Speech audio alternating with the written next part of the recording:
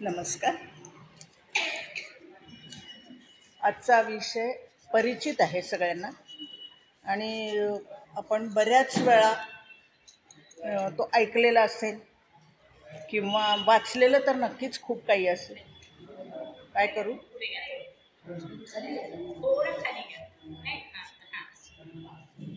येते पण बरेच दिवसात म्हणे मुक्ताबाई हा विषय झालेला नाही आणि तुम्ही त्या विषयावर बोला असं मला आज्ञा झाली आणि मी ती मानली.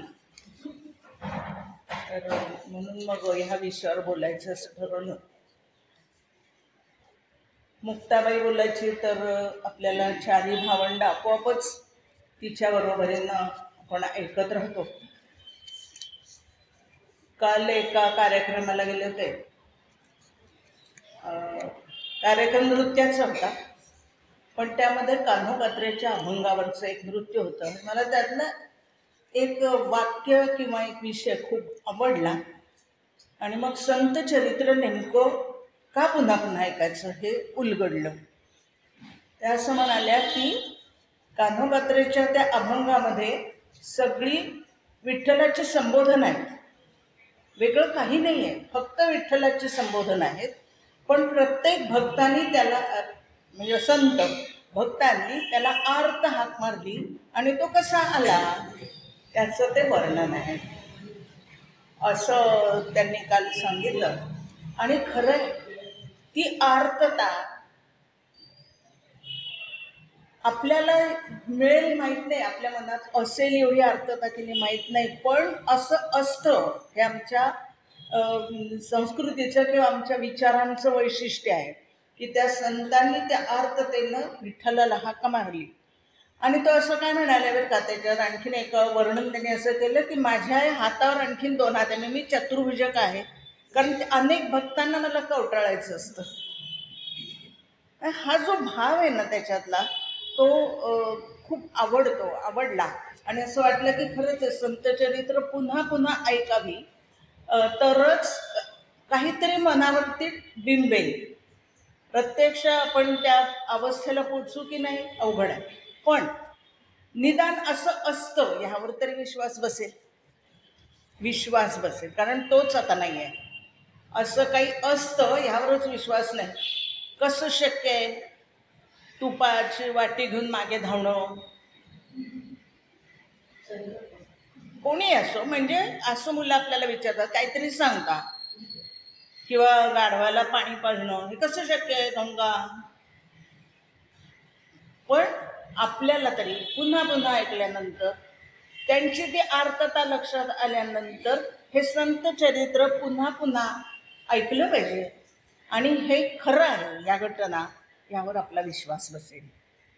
मग जनाबाई सुटी तो दळाला येऊ देत किंवा सखूला तिच्या बंधनातून मुक्त करू देत किंवा कान्होपात्रेला घेऊन जाऊ देत, काहीही असलं तरी तो विठ्ठल नक्की आहे आणि तो विठ्ठल काहीतरी करणारा आहे, ह्यावर तुमचा आमचा विश्वास बसतो. आणि आपला विश्वास बसला की जरा वेगळ्या पद्धतीने आपल्या घरात सांगता येईल का असा निदान आपण विचार करायला लागतो. म्हणून संत चरित्र पुन्हा पुन्हा ही ऐकायची.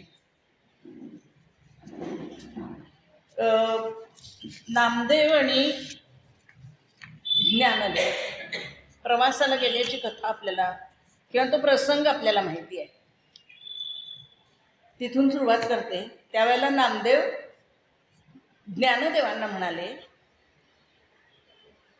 ज्ञाना, स्वर्ग आणि मुक्तीचं प्रतीक आहे तुमचं कुटुंब. स्वर्ग आणि मुक्तीचं प्रतीक आहे तुमचं कुटुंब. तुमचे आईवडील विठ्ठल रखमाई, तुमचे आईवडील विठ्ठल रखमाई म्हणजे प्रत्यक्ष स्वर्ग, म्हणजे प्रत्यक्ष स्वर्ग. स्वर्ग प्राप्ती करता निवृत्ती लागते, स्वर्ग प्राप्ती करता निवृत्ती लागते. विश्वाविषयी निवृत्ती यायला ज्ञान असावं लागतं आणि ज्ञानाचा सोपान चढून गेला की मग मुक्ती मिळते. हे नामदेवांनी ज्ञानदेवांना त्यांच्या कुटुंबाचं केलेलं वर्णन, सगळी नावं आणि म्हणजे नावात काय असतं तर नावात हे सगळं आहे. नावात काय असतं नाही, नावात हे सगळं आहे. तर हे हे कुठंतरी आपल्याला पटायला लागतं आणि मग आपण संत चरित्राकडे वळतो. ह्या मुक्ताबाईंच्या संदर्भात काही पुस्तकं वाचताना किंवा काही वाचन करताना असं एका ठिकाणी एक मला खूप चांगला उल्लेख मिळाला किंवा त्यांनी जो विचार लिहिला तो मला आवडला. कारण त्यांनी असं म्हटलं की गीता कर्मयोगासाठी सांगितली गेली. अर्जुन संभ्रमित झाला, युद्धात परांगमुख होतोय असं वाटलं, कर्तव्यापासून दूर जातोय असं वाटलं, म्हणून कृष्णाने त्याला गीता सांगितली. तसं मुक्ताईनं ताटीचे अभंग म्हटले.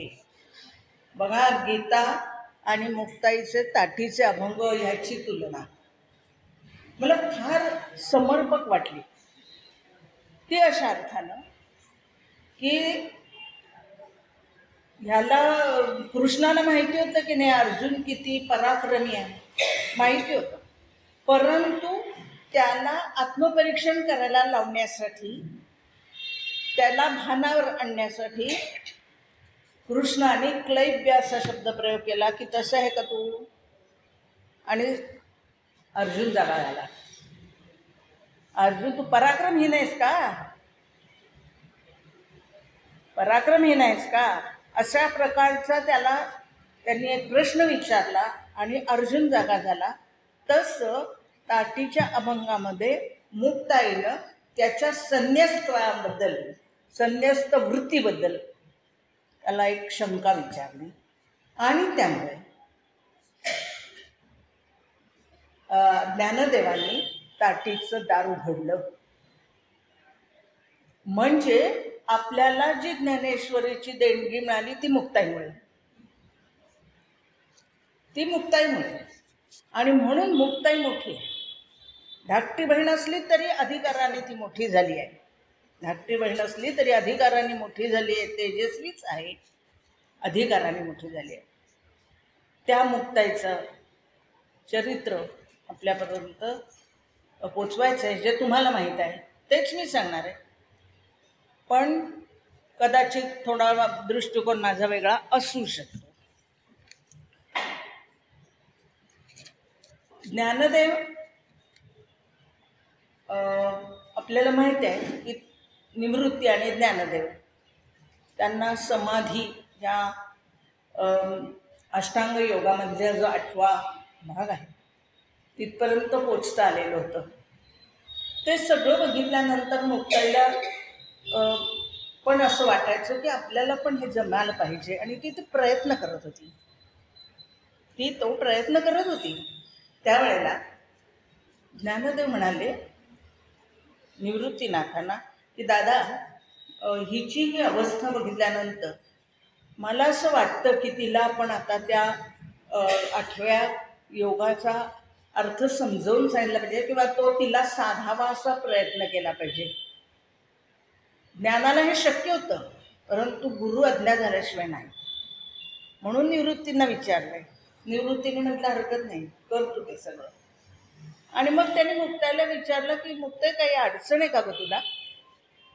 तर ती म्हणली की मला काही प्रश्न पडलेत, मला काही प्रश्न पडलेले आहेत. प्रश्न असे आहेत की विठ्ठल सगुण आहे का निर्गुण आहे, माया, विश्व, हे सगळं काय आहे? हे वेगळे वेगळे प्रश्न तिने विचारले. त्या सगळ्या प्रश्नांकडे काय आपण वेळ नको, कारण त्याच्याबद्दल काही मी बोलणार नाही आहे. अध्यात्म हा काय आपला सामान्य गोष्ट नाही, त्यामुळे त्याच्यावर नाही. परंतु तिने ह्या प्रकारचे प्रश्न विचारले आणि ज्या वेळेला ज्ञानदेवांनी असं सांगितलं त्यातलं एकच वाक्य मला कळलं, ते असं की त्याच्या इच्छेने सगळं होत असतं, तो करेल तसं होतं. हे एकदा त्याच्यावर दृढ विश्वास ठेवला की आपण जगायला मोकळे होतो, एवढंच मला कळलं. आता मुक्ताईनं हे सगळं ऐकल्यानंतर तिला ते म्हणजे समाधी लावायला जमायला लागलं. आणि ज्ञान मिळालं. ज्ञान म्हणजे माहिती नव्हे, ब्रह्म म्हणजे काय, विश्व म्हणजे काय, माया म्हणजे काय, जग कसं असत्य आहे, माया कशी असत्य आहे, म्हणजे नेमकं काय, म्हणजे नेमकं काय हे मुक्ताईच्या लक्षात आलं. तिला पण ते जमायला लागलं आणि आता ती उपदेश करायला लागली. वयाने लहान असली तरी अधिकार मोठा असल्यामुळे तिने जे उपदेश केले अनेकांना, ते काही वेळेला रागवून, ती तो प्रसंगाच्या वेळेला आपल्या लक्षात येईल, पण मान्य करून संतांनीही तिचं मोठेपण मान्य केलेलं आहे. ज्ञानदेवांना आणि निवृत्तींना तर कळलंच होतं मुक्ताई काय आहे. आणि मग एकदा असं घडलं, म्हणजे आपल्याला माहिती आहे की विठ्ठलपंतांनी प्रायश्चित्त घेतलं, ते गेले दोघं जण, आणि तरीही समाज कसा आहे तर त्या समाजाने ह्यांना स्वीकारलेलं नाही. कारण संन्यास्तांची ही मुलं म्हणून, आता खरं म्हणजे संन्यस्त असणं म्हणजे काय हे कोणाला कळलं होतं नाही का? कोणाला कळलं होतं संन्यस्त असणं म्हणजे काय, वृत्तीनं कसं असायला पाहिजे, किती विरक्ती असायला पाहिजे, किती निवृत्त व्हायला पाहिजे सगळ्यापासून, हे खरं म्हणजे कोणाला कळलेलं नव्हतं. माहिती सगळ्यांना होती, परंतु ब्रह्मज्ञान कोणालाही मिळालं की तोच भक्त आहे हे काही कळलेलं नव्हतं. पण तरीही आम्ही विशेष कोणीतरी आहोत, आम्ही वेद उपनिषद अभ्यासलेले आहोत आणि म्हणून आम्ही श्रेष्ठ आहोत आणि बाकी सगळे कनिष्ठ आहेत, असा विचार करणारा जो वर्ग होता, तो वर्ग ह्या भावंडांना स्वीकारत नव्हता. खरं म्हणजे निवृत्ती आणि सोपान दोघांनाही वाटत होतं की आपण खरोखरच मनाने शुद्ध आहोत, आपले आईवडील काय होते आपल्याला माहिती आहे, कशाला हवी यांची संमती, काही गरज नाही, आपल्याला मुंजबंधन करण्याचं काय गरज आहे, कशासाठी करायचं, ज्ञान मिळवण्यासाठी करायचं ना, मग ते तर आपल्याला आहे. ह्या त्या दोघांचा विचार होता. आपण ज्ञानदेव असं म्हणताय की नाही, आणि मुक्ताई पण म्हणते आहे की नाही, समाजात राहायचं म्हटल्यानंतर समाज रूढींप्रमाणे आपण केलं पाहिजे आणि म्हणून ती मान्यता आपण मिळवायला पाहिजे. गरज नव्हती, पण समाज रूढीप्रमाणे आपण वागलं पाहिजे, समाजाच्या विरोधात जाऊन चालत नाही, असं ह्या दोघांना वाटत. आणि मग आपल्याला माहिती आहे की ते प्रयत्न, पैठण, आळंदी, नेवासं, सगळीकडे प्रवास त्यांचे चालले, आपेगाव, सगळीकडे चाललेले आहेत प्रवास, हो ना. आणि एक दिवस असं घडलं की ते भिक्षा घेऊन येत होते ज्ञानदेव, धुगरी मागून आणत होते, आणि एकाला ते आवडलं नाही, कर्मठ ब्राह्मण विसोबा चाटी, ते स्वतःला खूप श्रेष्ठ समजत होते आणि कर्मठ होते, अगदी पूर्णपणे आपल्या काय म्हणूया सनातन धर्माची जी आचरण पद्धती त्याप्रमाणे वागत होते. हे जरी खरं असलं तरी सुद्धा त्यांना असं वाटत होतं की ही मुलं, ह्यांना हे मोठेपण मिळणं बरोबर नाही, ह्या मुलांना मोठेपण मिळणं बरोबर नाही. त्या रेड्यात त्या तोंडून वेद वदवून झालेले होते, हे सगळं ऐकलेलं होतं, आणि तरीही ह्या मुलांना ही मान्यता मिळता कामा नये, यांना खायला वेळच मिळता कामा नये, हो ना. आणि म्हणून त्यांनी ज्ञानदेवांची झोळी हिसकावून घेतली आणि ती भिक्षा कुत्र्याला खायला घातली. आता हे आपल्याला माहिती आहे, पण त्याचं गांभीर्य आपल्या लक्षात यावं की त्यामुळे ज्ञानदेव व्यथित झालेले आहेत. असं का, म्हणजे ह्या माणसाने असं का करावं, जो स्वतःला ब्राह्मण समजतो, म्हणजे कर्मठ आहे किंवा मी सदाचरणी असं मानतो, त्यांनी हे असं का करावं, ही त्यांची व्यथा आहे. आणि त्यामुळे ते दार लावून बसलेले आहेत, त्यामुळे ते दार लावून बसलेले आहेत. आणि हे झाडाखाली बसलेल्या मुक्ताईच्या लक्षात आलेलं आहे, आणि त्यामुळे ती असं म्हणते की थोडा वेळ वाट बघूया, जाईल राग. मध्यान्ह टळून गेली तरीही अजून हा बाहेर येत नाही, म्हटल्यानंतर ती बाहेर त्यांना जाऊन सांगते की असं करू नका, काय करू नका, असं दार लावून बसू नका. याचं कारण असं आहे की तुम्हाला जो राग आलाय ना, तो कशाचा नेमका आलाय, सोम्या गोम्यानी काही म्हणावं आणि तुम्ही रागवावं का, सोम्या गोम्यानी काही म्हणावं आणि तुम्ही रागवावं का. मग ती म्हणते की हे तुमचं म्हणणं अजिबात जग बोलणे सोसावं. कारण लोक जे बोलतात ना ते गैरसमज असतात, अज्ञान असतं, काहीतरी तर्क असतात. आपण नाही का काहीतरी ऐकतो आणि एखादं विधान करतो, ते तसेच आहेत वगैरे. काय माहिती आहे का आपल्याला? काय माहिती नसतं, पण ते तसेच आहेत असं पटकन आपण म्हणून जातो. हो ना. पण ह्या आपला गैरसमज, हे आपलं अज्ञान असं आहे. मग आपण सोमे गोमेच आहोत. हो ना, आपण सोमे गोमेच आहोत. आता त्यांनी म्हटलं म्हणून तुम्ही एवढं रागवण्याचं काय हो कारण? असं ते ज्ञानदेवांना विचारते.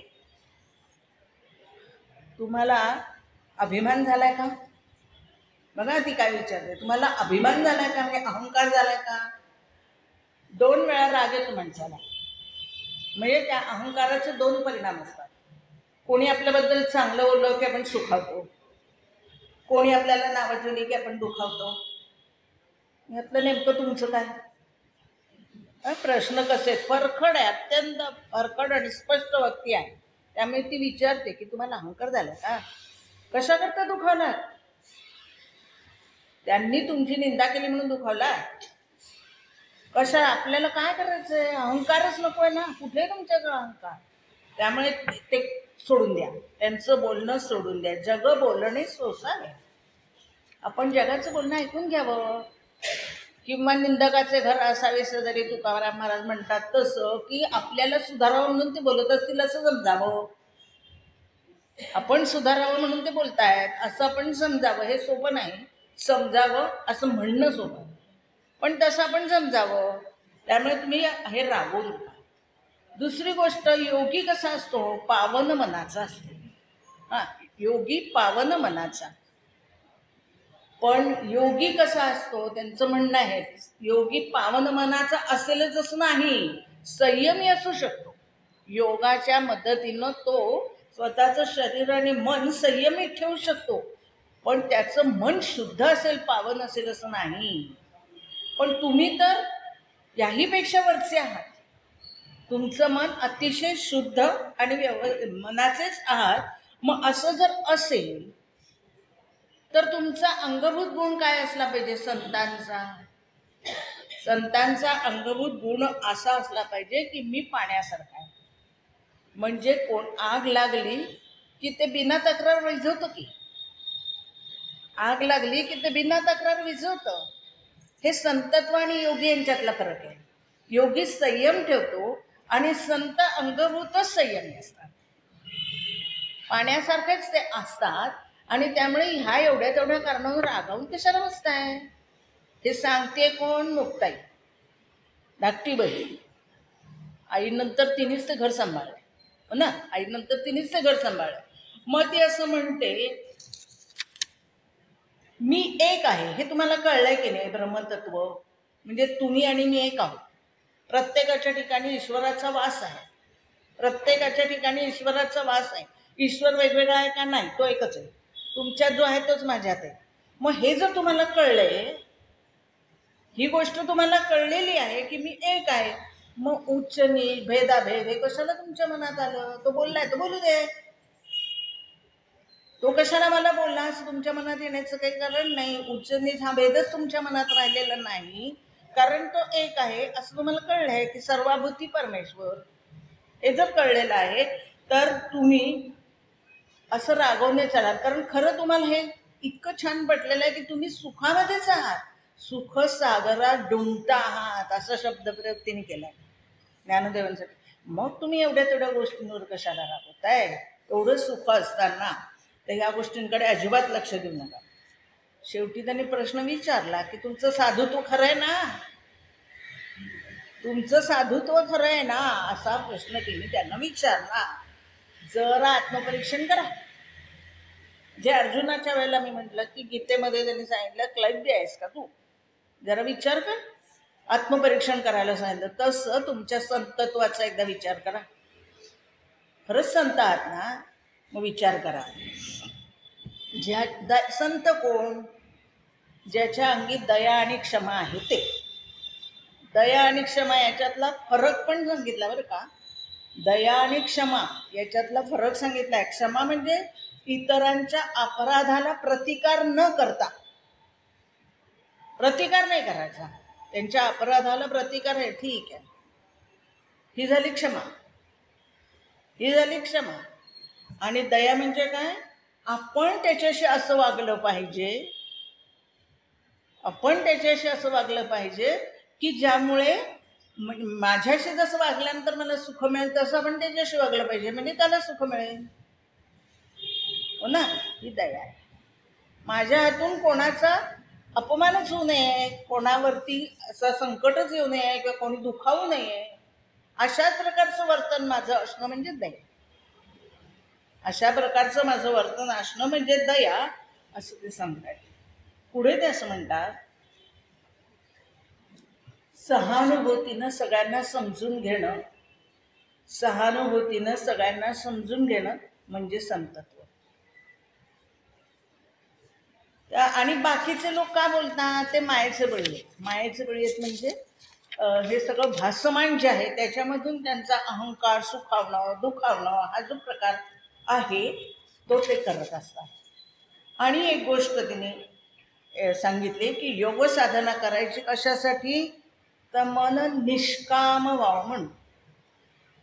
आता निष्काम माहिती आपल्याला, हा गीतेमधला शब्द आपल्याला चांगला परिचित आहे, खूपदा आपण अभ्यासलेला आहे, कुठल्याही फळाची अपेक्षा न करता केलेला, हो ना? तर तशा प्रकारचं निष्काम होण्यासाठी जर करायचं असेल तर मनातलं किंतु काढून टाका ना, तो असं का वागला, घडून गेली कृती, संपलं. आता तो विषय सोडून द्या, तो विषय संपलेला आहे, रागवून चालणार नाही. क्रोध सगळ्यात वाईट आहे. ईश्वर प्राप्तीसाठी भाव शुद्ध असला पाहिजे, त्याच्यामध्ये क्रोधाला यत्किंचितही जागा नाही. आणि म्हणून जगाबद्दलची नाराजी सोडून द्या, जगाबद्दलची नाराजी सोडून द्या आणि बाहेर या.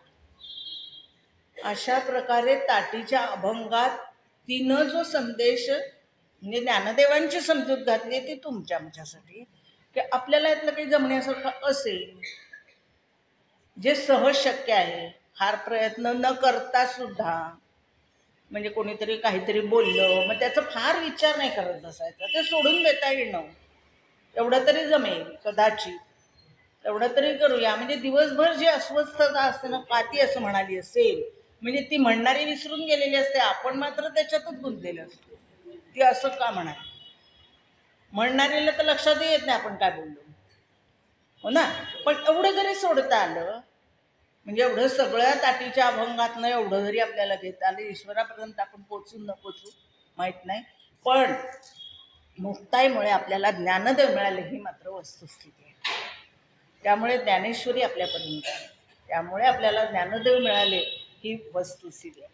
ह्या मुक्ताईनं आत्मज्ञान आणि ब्रह्मज्ञान झाल्यानंतर जे मी म्हटलं समाधी, 8वं अष्टांग योगातला 8वा भाग, तिथपर्यंत ते जेव्हा पोचले त्यावेळेला तिला ब्रह्मज्ञान झालं. तर ज्ञान आणि आपल्याला माहिती आहे, माहिती आणि ज्ञान याच्यातला फरक, तर आपल्याकडे अशी संकल्पना आहेच, मुळे ईश्वर ब्रह्माचं ज्ञान होणं म्हणजे ज्ञान, हो ना? आणि म्हणून ते ज्ञानदेव आहे. तर ते झाल्यानंतर तिने काय काय केलं, किती लोकांना सुधारलं, ती आपण कथा आपल्याला माहिती आहे, याही कथा आपल्याला माहिती आहे. मन आणि बुद्धी ह्यांच्या मधली जी त्या उच्च नीचता किंवा ही जी धूळ त्या विसोबाच्या मनावर होती ना, ती झटकण्याचं काम तिने केलं. म्हणजे आपल्याला माहिती आहे, मांड्यांचा प्रसंग आपल्याला पूर्ण माहिती आहे. मांडे खायची इच्छा झाली आणि ती गेली कुंभारवाड्यामध्ये परळ घ्यायला, कारण त्याशिवाय मांडे होणार कसे. परळ घेतलं, विसोबा आले, कारण यांना काही मिळूच नाही आहे, कारण ह्या मुलांबद्दल लोक चांगलं बोलतायत, 4 लोक त्यांच्या भोवती गोळा होत आहेत, हे त्याला पटत नव्हतं ना, कारण त्याच्या धर्माच्या कल्पना कर्मठतेचंच होत्या, कर्मामध्ये बद्ध असणं याच्यातच होत्या, ज्ञानापर्यंत तो पोचतच नव्हता. आणि त्यामुळे ह्या मुलांबद्दल 4 लोक चांगलं बोलतायत हे त्याला आवडत नव्हतं. त्यांनी ते परळ घेतलं आणि फोडून टाकलं आणि कुंभारवाड्यात सांगून टाकलं की ह्यांना द्यायचं नाही काय. रडत आली बिचारी, घरी लहानच होती, घरी रडत आली. ज्ञाना म्हणाला की भिजत तयारी कर, केळ्याच्या पानावर थाप, तर मी माझा अग्नी प्रज्वलित, माझं परळ प्रज्वलित करतो. आणि मग अहम वैश्वानरो हे श्लोक आपल्याला माहिती आहे. आपल्या आत असलेला जो जठराग्नी, तर त्या अग्नीला त्यांनी प्रज्वलित केलं यौगिक सामर्थ्याने, आणि त्यामुळे त्यांची पाठ पूर्ण अगदी विस्तवासारखी लाल झाली आणि तिने मांडे भाजले त्याच्यावर, आणि निवृत्तीने सोपानाला वाढायला सुरुवात केली. हे विसवा खिडकीतून पाहतायत, आणि ते पाहिल्यानंतर सगळा अहंकार गळून पडला. मी काय कसा जगलो आतापर्यंत असं त्यांना वाटायला लागलं. आणि ते ताटीचं दार उघडून आत आले नुसते आत आले नाही, निवृत्तीच्या पानातला मांडा घेऊन त्यांनी खायला सुरुवात केली, असं एका ठिकाणी वर्णन आहे. त्यावेळेला मुक्ताबाई म्हणते, ए अरे असा खेचरा जर का काय करतोयस, उष्ट काय खातोयस, त्याचं कळतंय ना तुला. पण त्याच्या डोळ्यांना धारा लागलेल्या आहेत, आणि मग ते विसोबा चाटीचे विसोबा खेचर झाले. आता ती सगळी धूळ त्यांच्या मनावरची गेली. खरं ज्ञान काय आहे, ईश्वर प्राप्तीसाठी काय करायला पाहिजे हे त्यांना कळलं. आणि ज्ञानोबांनी त्यांना सांगितलं, तुम्ही आता अंड्या नागनाथाला जा. आणि मग आपल्याला माहिती आहे की नामदेवांचे ते गुरु झाले पुढे. तर असं ते विसोबा खेचरांना, पण हे फक्त मुक्ताई करू शकते, हे म्हणू शकते इतकी चटकन की हे काय करतोय खेचरासारखं. आणि दुसरा प्रसंग आपल्याला माहीत असलेला चांगदेव, हो ना. तर त्या सिद्ध पुरुष काळाला थांबवून ठेवलं होतं असे सिद्ध पुरुष 1400 वर्ष. आणि त्या सिद्धीमुळे काय झालं, अहंकार निर्माण झाला. म्हणजे किती सिद्धी प्राप्त व्हावी, मृत असेल तर जिवंत करण्याची. आणि त्यामुळे म्हणून ज्ञानदेवांनी म्हटलेलंच आहे की सिद्धीत अडकलं की परमेश्वरापर्यंत पोचता येत नाही. सिद्धीत मिळाल्यानंतर तिथं थांबायचं नाही, ते सोडून द्यायचं आणि पुढे जायचं असतं, तरच मोक्षापर्यंत पोचता येतं, असं त्यांनीच वर्णन केलेलं आहे. आता ह्याला 1400 वर्ष खूप मोठा शिष्य परिवार त्याच्या भोवती आहे, आणि मी काहीही करू शकतो वगैरे असा एक अहंकार त्याच्या मनामध्ये पूर्णपणे जागा झालेला आहे. एका गुहेमध्ये म्हणजे ते तपश्चर्याला असले, सिद्धीसाठी काय करत असतील अनुष्ठान, आणि बाहेर असं वर्णन आहे एका पुस्तकामध्ये की बाहेर लोक जमलेले आहेत, 2-3-4 प्रेत तिथे आहेत, लिंबाच्या पानांनी झाकून ठेवलेले आहेत, आणि त्यांची समाधी उतरल्यानंतर ते त्यांना जिवंत करणार. शेवटी भीती कशाची असते, मरणाची असते. आपलं माणूस पुन्हा जिवंत होणार असेल तर मिळावं असं वाटणार स्वाभाविक, कारण आपण सामान्य माणसं आहोत. पण आत्ता जातानाच एक वाक्य सांगून टाकते, ज्ञानदेवांनी सोपानाला म्हटलेलं वाक्य, आणि जे मला आवडलं, जाताना सांगते कुठे राहायला नको म्हणून. त्यांनी असं म्हटलं की मृत्यू हे पेरणं आहे आणि जन्म हे उगवणं आहे. अगदी साधं वाक्य आहे, पण केवढा अर्थ आहे बघा. ज्ञानदेवांनी सोपानाला म्हटलं, सोपाना मृत्यूला घाबरायचं का, मृत्यू हे पेरणं आहे, पेरल्याशिवाय उगवणारच नाही ना, कोणीतरी मेल्याशिवाय नवीन जन्म होणारच नाहीये, आणि जन्म हे उगवणं आहे. अगदी साधं वाक्य आहे, पण खूप मोठं तत्वज्ञान सांगून जाणारं वाक्य आहे. तर ते माणसांना जिवंत करतायत म्हणजे लोक तिथे जमलेले आहेत. आणि त्यांनी कळलं की काय आहे ते. मुक्ताबाईला म्हणाले, मुक्ते जीवन मंत्र म्हण, मुक्ते जीवन मंत्र म्हण. तिने म्हटला, ते माणसं उठून ते प्रेत जागी झाले. चांगदेवाले ते आल्यानंतर शिष्याने सांगितलं की ती मुलं आली होती आणि त्या हिने म्हटलं आणि ही जिवंत झाले. आता त्याचा अहंकार दुखवणार नाही का. असं काही झाल्यानंतर तो म्हटला की कोण आहे, ही मुलांना तर भेटलंच पाहिजे, ह्या मुलांना भेटलं पाहिजे. थोडा विचार त्यांनी केलेला आहे त्यावेळेला चांगदेवांनी. मग शिष्याला बोलवलं, पत्र लिहायचं, कोरा कागद पाठवला. आपल्याला ती पण कथा माहिती आहे. कोरा कागद पाठवून दिला, शिष्याने तो आणला. मुक्ताई म्हणले, अरे त्यांना वाच तरी काय येते. मुक्ताईच्या हातात त्याने तो कागद दिला. मुक्ताई म्हणले, अरे 1400 वर्ष एवढा झाला आणि कोराच. त्यावेळी निवृत्तींचं वाक्य महत्वाचं आहे. ते असं म्हणले की कागद कोरा आहे, आता त्याच्यावर तुम्ही अक्षर उमटाल ते उमटे. हे वाक्य जास्त महत्वाचं आहे. आता तुम्ही जे वाक्य उमटवाल त्याच्यावर ते त्या कोऱ्या कागदावर उमटणार आहे. आणि मग ज्ञानदेवांनी ती 65 पाठवली, 65 श्लोक लिहून पाठवले, चांगदेव 65. हा, आता ह्यांना भेटायला पाहिजे, कारण तो कोरा कागद आला, ह्यांना भेटलं पाहिजे. मग ह्यांना भेटायला जायचं म्हणजे मी कोणीतरी मोठा आहे हे डोक्यातून गेलेलं नाही ना. मी मोठा आहे हे, मी मोठा आहे डोक्यातून गेलेलं नाही. आणि म्हणून मग तो विषारी साप हातामध्ये हे त्या वाघावर ते आरूढ झालेले आहेत आणि ते निघाले यांना भेटायला. ही मुलं भिंतीवरती बसलेली आहेत उन्हात, कोवळी उन्हात. मग निवृत्तीला ज्ञानदेव म्हणाले ते म्हणजे ते ज्याच्यावर बसून येत आहेत ते चैतन्य आहे, म्हणजे जिवंत आहे ना बा. आणि मी निर्जीव, आपण निर्जीव भिंतीवर बसलेले आहोत. मग हीच मी आता सचेत करतो, हीच मी सचेत करतो. आणि निवृत्तीने त्याच्या डोक्यावर हात ठेवला. गुरूंच्या आज्ञेशिवाय ज्ञानदेवांनी काही केलेलं नाही. त्यांनी डोक्यावर हात ठेवला आणि त्यावेळेला ज्ञानदेवांनी प्रत्येकाच्या मनात असलेल्या निद्रिस्त अंतःप्रेरणेला जागं केलं. अर्थात सर्वांना हे शक्य नाही, यौगिकच क्रिया आहे आणि त्याच्यासाठी त्यांनी ते केलेले आहे तपश्चर्या. आणि त्याप्रमाणे त्या भिंतीमध्ये चैतन्य आलं, ती अधांतरी झाली. मग त्यांनी प्राणवायू तत्व घेतलं आणि आपल्या त्या भिंतीमध्ये सोडलं आणि भिंत आता अधांतरी तरंगू लागली, म्हणजे जायला लागली, आकाशातून उडली भिंत आणि ते जायला लागली. चांगलं म्हणजे आश्चर्यचकित की मी हा वाघावर बसून आलोय, हे अचेतन भिंत ती त्यांनी सचेतन केली आणि त्याच्यावरून ते येत आहेत, ती हलती केली ना भिंत. पण हे चमत्कार त्यांनी पुन्हा कधीही केलेले नाही, आपल्याला ते शिकवले नाहीत, कारण आपण आळशी होऊन,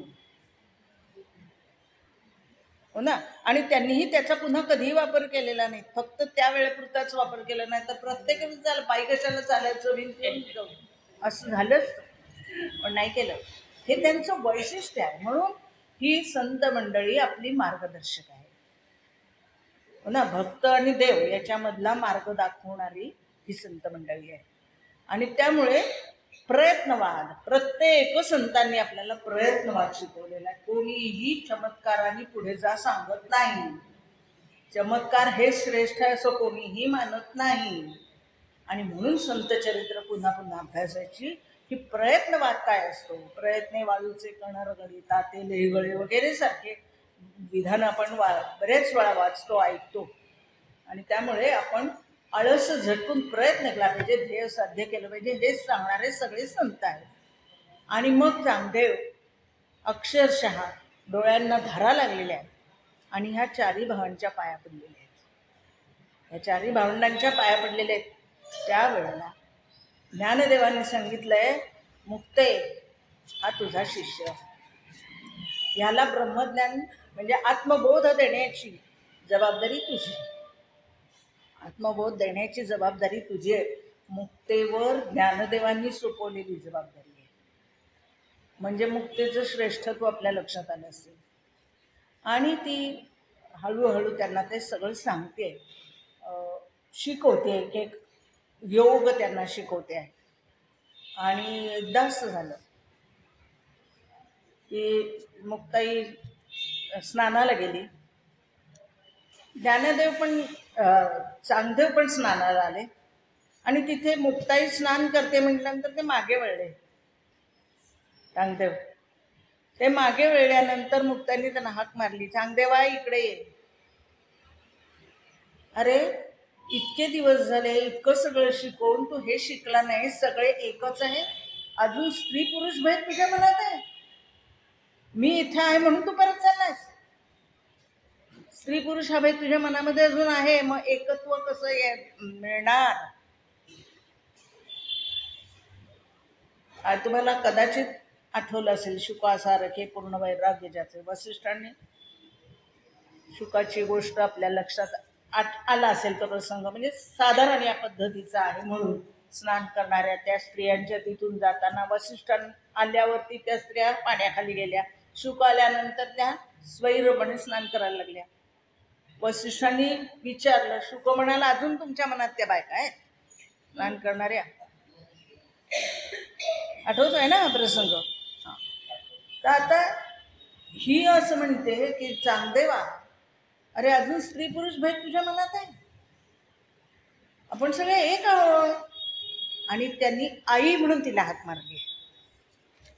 त्यांनी चांगदेवांनी आई म्हणून तिला हाक मारली आहे. आणि त्यावेळेला तिने एक म्हणजे त्याचा स्वीकार केलाय मुलगा म्हणून. आणि 2 ओळी, एकच ओळ वाचून दाखवते. तिने एक पाळणा लिहिला त्याच्यासाठी. ते असं म्हणते, निर्गुणाचे डहाळी पाळणा लाविला, निर्गुणाचे डहाळी पाळणा लाविला, तिथे सुत पहुडला मुक्ताबाईचा. तिथे सुत पहुडला मुक्ताबाईचा. आणि मुक्ताबाईचा हा मुलगा चांगदेव त्या पाळण्यामध्ये निर्गुणाच्या डहाळीला लावलेल्या निर्गुण सगुण, निर्गुण रूप आपल्यासाठी असलेलं सगुण रूप, हो ना.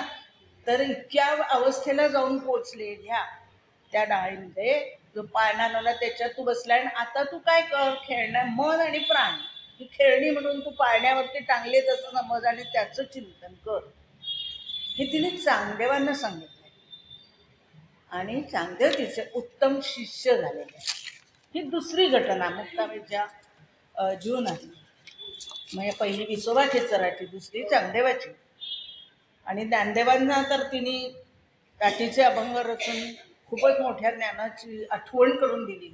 ज्ञान नाही दिलं, आठवण करून दिली की तू ज्ञानी आहेसच, आणि त्याची आठवण करून दिली. विसोबा खेचरांना अहंकार त्यांचा म्हणजे जी धूळ होती, उच्च नीच भेद होता, तो दूर करण्याचा प्रयत्न केला. आणि तिसरं ह्या चांगदेवांना सिद्धीतून बाहेर काढलं आणि परमेश्वरापर्यंत पोचवण्याचा मार्ग दाखवला. नुसतं एवढ्यावर थांबली नाही. मग ती असं म्हणते की ह्या माझ्या शिष्यानी पण समाधीत व्हावं, त्याच्या समाधीची पण तयारी करायला हवी, त्याला पण समाधी घ्यायला सांगायला हवी. आणि चांगदेवांची समाधी तिथं आहे विश्रांतवाडीजवळ. आणि असे ते दुसरा भाग चांगदेवांचा जो आपल्याला माहीत होता तो. आणि तिसरा भाग नामदेवांचा. नामदेव आपल्याला माहिती, भक्ती, विठ्ठल त्यांच्याशी रोज गप्पा मारतायत, विठ्ठलाशी ते जाऊन बोलतायत. आणि त्यामुळे त्या म्हणजे मी मोठा आहे, भक्त आहे, विठ्ठलाचा भक्त आहे, परमेश्वर माझ्याशी बोलतो, हे कुठेतरी डोक्यात आहे. ज्ञानी आहे, ज्ञानी आहे, पण हे डोक्यात आहे. आणि मग हे कच्चं मडकं बघ आहे की कसं आहे ती पण आपल्याला कथा माहिती आहे. एकादशीला सगळेजण तिथे जमले होते. दुसऱ्या दिवशी गोरा कुंभारांकडे ते सगळे पारण्याला गेले द्वादशीला. आणि त्यावेळेला तिथलं ते थापटणी घेतली. हे काय आहे, फळकूट कशाचं आहे? गोरा कुंभारांनी सांगितलं मडकं भाजलं गेलं की नाही बघण्यासाठी. मग म्हणे मी आता या डोक्यात मडकी भाजली गेलेत की नाही एकदा बघते. आता मुक्ताई जरी लहान होती, तो काही खेळ नव्हता तिचा, तिला खरंच ते बघायचं होतं. आणि मुख्यने नामदेवांना शहाणं करायचं, मुख्य म्हणजे नामदेवांना शहाणं करायचं होतं. आणि म्हणून नामदेवांना राग आला, ही कोण अशी थापट्या मारते? आणि तरी तिने 2दा मारलंच. कच्चं आहे म्हणाली मडकं. गेले विठ्ठलाकडे नामदेव. ही एवढीशी मुक्ताई माझ्यासारख्या भक्ताला कच्चं मडकं म्हणते. विठ्ठल म्हणला, रागवू नकोस नामदेवा, पण तुझं ज्ञान पूर्ण झालेलं नाही, कारण तुला गुरु नाही. कारण तुला गुरु नाही. गुरु विना ज्ञान पूर्ण होत नाही. पण खऱ्या अर्थाने गुरु, खऱ्या अर्थाने गुरु. गुरु कोणाला म्हणायचं, कसं म्हणायचं, काय ते आपल्याला काही सांगण्याची गरज नाही. अनुग्रह घ्यायलाही हरकत नाही, पण किती वाहवत जायचं आणि काय करायचं हे आपण ठरवायचं ना. गुरु विना ज्ञान नाही, याबद्दल वादच नाही. गुरु कोणाला, शिक्षकांना गुरु म्हणायचं नाही, मास्तरांना गुरु म्हणायचं नाही. गुरु वेगळे, हो ना. सगळ्यांनाच गुरुपदी पोचवायचं नाही, पण तुला गुरु करण्याची गरज आहे. आणि मग ती पण कथा आपल्याला माहिती. औंढ्या नागनाथाला गेल्यानंतर विसोबा पिंडीवर पाय ठेवून बसले, झोपले. अरे तूच माझे पाय तर दुसरीकडे ठेव. पुन्हा खाली पिंड आहेच, पुन्हा खाली पिंड आहे, सर्वत्र तो व्यापून राहिलेला आहे. तो ईश्वर सर्वत्र व्यापून राहिलेला आहे हे त्यांनी आपल्या त्या कृतीतून त्याला दाखवलं. आणि ते विसोबाचाटी म्हणजे खेचर ते त्याचे गुरु झाले. बघा कुठपर्यंत पोचले. ज्ञान दिलं, योग्य दिशा दिली की कोण कुठपर्यंत जाऊन पोचतं. आणि हे दिशा देण्याचं काम ह्या सगळ्यांनी केलेलं आहे. मुक्ताईंनी केलेलं आहे, ज्ञानदेवांनी केलेलं आहे. आणि म्हणून ही मोठी मंडळी, हे चौघही तसेच मोठे आहे. आता हे सगळे फिरत आहेत, इकडे तिकडे जात आहेत, कीर्तनं प्रवचनं चालली आहेत. नामदेव आणि ज्ञानदेव आपल्याला माहिती आहे प्रवासामध्ये, म्हणजे ज्ञानदेवानेच इच्छा व्यक्त केली आहे, नामदेवा तुमच्या भक्तीचं आणि याचं मी म्हणजे खूप मला आदर आहे तुमच्याबद्दल, तुम्ही विठ्ठलाचे खरे भक्त आहात आणि तुमच्याकडून काही गोष्टी मला पण शिकायच्या आहेत. तर आपण दोघं जण काय करूया, तर प्रवास करूया. प्रवासामध्ये अनेक गोष्टी, अनेक अनुभव आपल्याला मिळतात, अनेक गोष्टी बघायला मिळतात. म्हणून प्रवास करूया. आणि त्याप्रमाणे ते प्रवासाला गेलेले आहेत दोघं जण. आणि तिथे त्या दोघांचं ज्ञान वाटप झाले, तो वेगळा विषय. आणि ते नामदेव आता इकडे आलेले आहेत आणि त्या आता गुरूंमुळे त्यांना पण पूर्ण ज्ञान प्राप्त झालेलं आहे. आता हे सगळं आपलं कार्य झालंय असं ज्ञानदेवांना वाटायला लागलं की आपलं कार्य आता झालेलं आहे. आणि आता काम संपल्यानंतर थांबण्याचं काही कारण नाही. त्यामुळे आता समाधी घ्यायची आहे. आणि ज्ञानदेवांनी निवृत्ती सोपं नाही की नाही, आपल्या सामान्य माणसाच्या दृष्टीने खरं हे किती अवघड आहे. तर निवृत्तीने ती शिळा समाधीच्या दाराला लावणं आपल्या धाकट्या भावासाठी हे कुठेतरी हेलावून जातं आपल्याला. पण ते त्यांनी केलं, कारण त्या सगळ्यांना ब्रह्मज्ञान प्राप्ती होती आणि म्हणून त्यांना हे जमलं, त्यांनी ते केलं. आणि ज्ञानदेवांची संजीवन समाधी तिथे झालेली आहे. आणि आपला धाकटा भाऊनंतर निवृत्ती आणखीनच निवृत्त झालेले आहेत. तोही प्रसंग आपल्याला माहिती आहे. गहिनीनाथांचे शिष्य वगैरे कसे झाले, ते कसे वाट चुकले, तिथे कसे जाऊन पोचले निवृत्ती, तो वेगळा विषय. आता सोपानांनी पण ठरवलं की आता काही कारण नाही थांबण्याचं, ज्ञाना गेलाय, मलाही थांबण्याचं काही कारण नाही. आणि सासवडजवळ त्यांनी समाधी घेतली. दोघं भाऊ गेल्यानंतर मुक्ताई उदास राहायला लागली. उदास म्हणजे मृत्यू झाला किंवा समाधी घेतली म्हणून नाही, पण आता हळूहळू आपणही इथून गेलं पाहिजे हा जो भाग असतो तो तिच्या मनामध्ये निर्माण झालेला आहे. आणि निवृत्तीने तिला विचारलं, मुक्ताबाई दिवस काही ठरवला आहेत का, दिवस काही ठरवला आहात का, विचारलं. आणि नंतर मग मुक्ताबाईंनी प्रवासाला सुरुवात केली. सासवडपासून दूर गेले आणि तापी काठी आले. मुक्ताई किंवा मुक्ताई नगर किंवा एदलाबाद असं जे तापी काठी गाव आहे तिथपर्यंत आले. सगळा संत मेळ्याबरोबर आहे, प्रवासाला निघालेले सगळेजण आहेत. आणि त्या संत मेळ्यामध्ये अचानक एक दिवस दुपारच्या वेळेला ढगांचा कडकडाट, विजांचा कडकडाट, असं अचानक वातावरण तयार झालं. घाबरले सगळेजण. योग्य ठिकाणी जाऊन पोचता येत आहे का म्हणून प्रयत्न करायला लागले. कारण सगळेच संत नव्हते ना, काही भक्त आपल्यासारखे पण होते घाबरून पळणारे. आणि त्यामुळे ते इकडे तिकडे धावतात.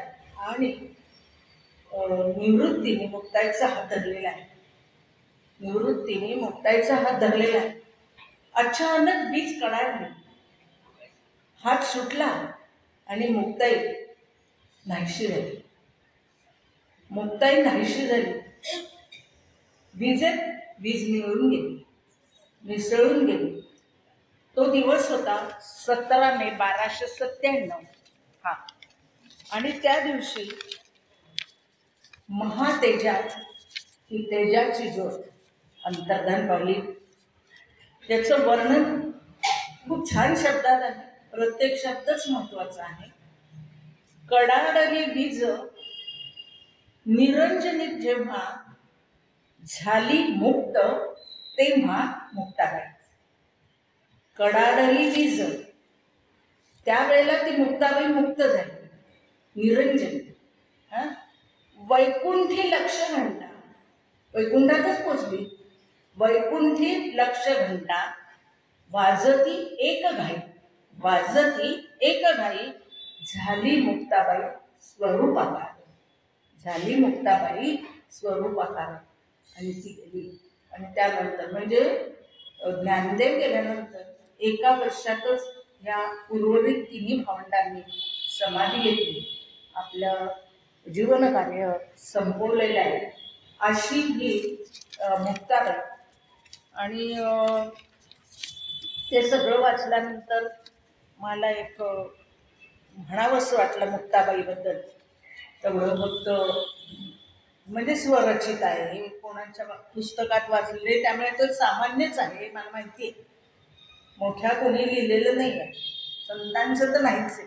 आणि त्यामुळे ते सामान्य असलं तरी सुद्धा मला पुरलं म्हणून मी तुमच्यापर्यंत ते शेअर करते आहे. सौंदर्याची खाण आहे, सौंदर्याची खाण आहे माझी गे मुक्ताई, सौंदर्याची खाण आहे माझी गे मुक्ताई, भावंडांची सानताई झाली गे आई, भावंडांची सानताई झाली गे आई. ज्ञानेशाची ओढ भारी, ज्ञानेशाची ओढ भारी तिच्या गेठाई, ज्ञानेशाची ओढ भारी तिच्या गेठाई, सोपानाची शीतमाया, सोपानाची शीतमाया भावे तिजबाई.